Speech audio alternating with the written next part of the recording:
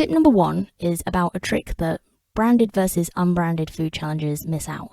So unbranded usually means buying something with the shop's name on, and branded means buying something with an external brand on. So the unbranded is your Aldi bar of chocolate, and your branded is your Cadbury's or your Hotel Chocolat. Now, this trick isn't a supermarket versus discounter trick, and it's not something that really applies to discounters because they have very limited ranges anyway. But in the major supermarkets, there is something you need to know about their value range, the standard range, and the luxury range. There's sometimes no difference between the value range and the standard range. And let's be clear about this. So you may be seen the tip before, or someone said to you, oh, try the own brand or value brand. You might like it anyway, even if the ingredients are a bit different. You don't know until you try. Totally agree. Same goes for things like lower price makeup or own brand household items. So what this is about is when some of these products are exactly the same in the value and standard ranges. So the contents is the same, but they're listed with 2 different prices in the same building, just because one product has got the value brand imagery on the packaging.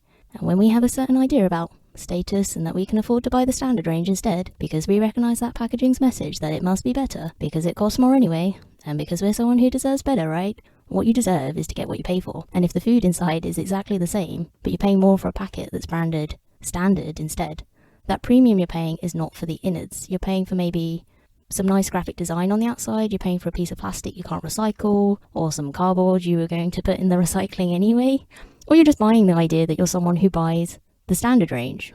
Just like someone buying, the premium version, that is more likely to be a totally different product. But it's the same thing again, you're also buying into the idea that you're not someone who buys economy products, because then that would say something about you and what you've accomplished in life. It's not much of a... Sorry, what was that? I'll leave that in because, we're all friends here, it's fine. It's not much of an accomplishment to pay more just to feel good about ourselves if it's sort of smoke and mirrors. And it's not an accomplishment to give all your money away when you could have got the same thing in the value packaging for less. I'm not judging you, that's why I'm using this judgmental tone. We're all in this together. Now, this works in a few ways. So sometimes it is literally the same product, just priced differently with a different label.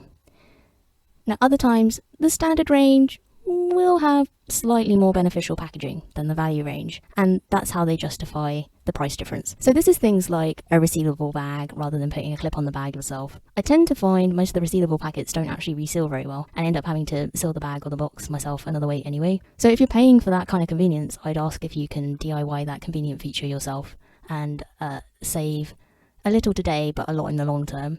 Now, to find out if a value range product is the same or similar enough to be worth the saving, you can sometimes work it out from the ingredients or the factory code on the tin or the way it's named on the back of the packaging. More on that in one of the other tips. So ignoring the pretty or not so pretty pictures and logos, if you can't see a difference in the nutritional information or the percentage of the ingredients used and the origin is the same or it's not mentioned, there's a good chance you're holding 2 of the same item, just wearing different clothes. And the other way to test this is the good old test for any kind of brand shifting, whether you're switching to shopping at a discounter or just a different grocery store.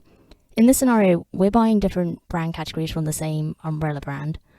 You can do the same test, you just do your own taste test. So grab someone to help you, get them to put one of each product in a glass or a bowl, depending on what it is, without you seeing, and without being told which is which, and sample each of them, and see if you can A, tell any difference at all, and B, if you can even guess which one is which.